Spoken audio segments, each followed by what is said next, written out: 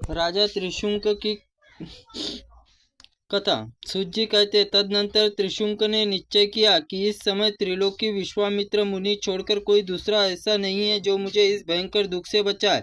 ऐसा विचार कहकर उन्होंने कुरुक्षेत्र प्रस्थान किया। वहां पहुंचकर वे विश्वामित्र आश्रम ढूंढने लगे।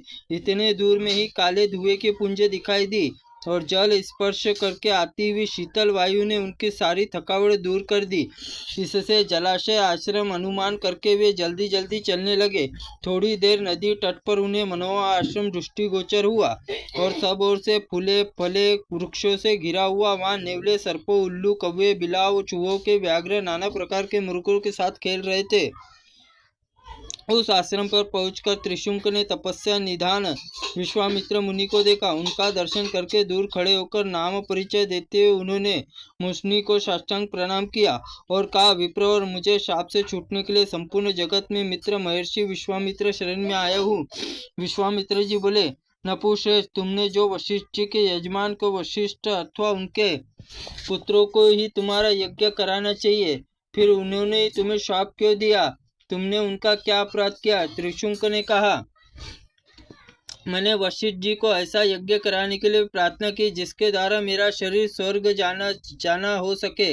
मेरी प्रार्थना सुनकर उन्होंने उत्तर दिया, राजन, ऐसा कोई यज्ञ नहीं है जिससे देहांतर ग्रहण किया जाए बिना किसी स्वर्गलोक ले जाया जा सके। इस पर मैंने उनसे कहा, यदि आप किसी उत्तम यज्ञ प्रभाव से मुझे इस शरीर को साथ ही स्वर्गलोक में नहीं पहुंचाएंगे तो मैं आज ही अपने उद्देश्य सिद्धि के लिए किसी दूसरे ब्राह्मण को अपना पुरोहित बनाऊंगा। मेरा यह विचार जानकर वे बोले, तुम्हारे जिसे भला हो वो करो। तब मैंने पुत्रों के पास जाकर वशिष्ठ जी के साथ हुई सारी बात बते सुनाई। इस पर सबने मुझे शाप देकर चांडाल दशा में पहुंचा दिया। मुनीश्वर, तब मैंने मनी मन आपका स्मरण किया और बहुत दूर से बड़ी आशा भरा लगाकर इसमें कुरुक्षेत्र में आया हूँ। मुने, आपके त्रिलोकी में कुछ असाध्य नहीं है, अतः आप मुझे दुख निवारण का कोई उपाय करें। त्रिशंक की यह बात सुनकर विश्वामित्र जी ने कहा, राजन, मैं तुम्हें वैसा ही यज्ञ कराऊंगा जिसे क्षण भर में स्वर्गलोक चले जाओ, जैसे मेरे तीर्थ यात्रा के लिए चलो। जैसे ही चांडाल से मुक्त होकर यज्ञ करने योग्य हो जाओ। यो कहकर विश्वामित्र ने त्रिशंक को अपने पीछे पीछे आने का आदेश दिया। तीर्थ यात्रा में चल दिए और महात्मा सब तीर्थों में विचरते हुए त्रिशंक बहुत समय बीत गया, किंतु वो पाप से और चांडाल से छुटकारा ना पा सके। यात्रा क्रमश करते अर्बुदाचल आबू के समीप आए। पर्वत में चढ़कर उन्होंने पापनाशक अचलेश्वर का दर्शन किया। मंदिर से निकलने पर मुनिश्रेष्ठ मार्कंड जी की भेंट हो गई और विश्वामित्र जी मार्कंड जी ने पूछा, मुनीश्वर, इस समय कहाँ से आ रहे हो और ये आपके पीछे कौन दिखाई देता है?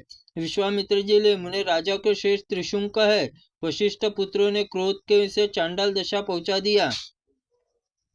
मैंने इसे प्रतिज्ञा की है, जब तक तुम पवित्र हो जाओगे तब तक तुम्हारे साथ सब तीर्थों का भ्रमण करूंगा। मैंने पृथ्वी के सभी तीर्थों मंदिरों का भ्रमण कर लिया, परंतु अभी तक पवित्र न हो सके। अब मैं इसे पृथ्वी त्याग कर कहीं अन्यत्र चले जाऊंगा। मार्कंडेय जी ने कहा, मुने, यदि ऐसा है तो आप इस पृथ्वी को त्याग कर नहीं जाइए। इस पृथ्वी में नैऋत्य कुंड में अनर्थ देश में एक भीतर स्थान है, जहाँ देवता श्रेष्ठ स्वर्णमय शिवलिंग स्थापना है। पाताल में हाटकेश्वर प्रसिद्ध लिंग है।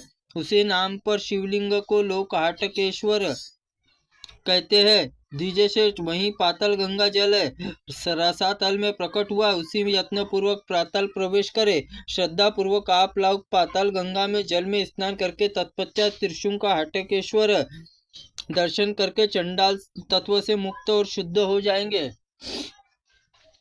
मार्कंड जी का यह वचन सुनकर विश्वामित्र त्रिशंक के साथ लेकर वहां गए और पाताल प्रवेश पाकर राजा पाताल गंगा में जल में नहलाया। स्नान के पश्चात हाटकेश्वर के दर्शन करके चांडाल तत्व से मुक्त होकर सूर्य के समान तेजस्वी हो गए। निष्पाक होकर त्रिशंक मुनिवर विश्वामित्र को प्रणाम किया। मुनिवर बोले, राजेंद्र, सौभाग्य की बात है जो तुम इस समय चंडाल से छुटकारा पा गए हो। मित्र, तुम्हारे लिए स्वयं ब्रह्मा जी के पास जाकर प्रार्थना करूंगा, ये तुम्हारे यज्ञ का यज्ञ भाग ग्रहण करे। जब तक ब्रह्मलोक में आता है तब तक यह सब समान ही मांगूंगे। राजा ने बहुत अच्छा कहकर मुनि की आज्ञा स्वीकार की। और वे ब्रह्मा जी के समीप जा पहुँचे। प्रणाम करके बोले, प्रति पितामह, मैं राजा त्रिशुंक द्वारा संकल्प यज्ञ करूँगा।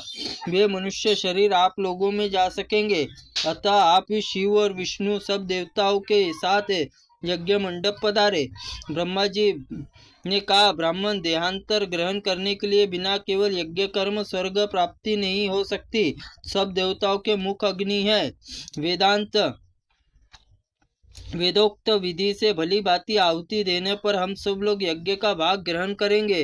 राजा अग्निमुख में ही आहुति दे, फिर उस यज्ञ का प्रसाद देह त्याग के पश्चात अवश्य स्वर्ग प्राप्त करोगे।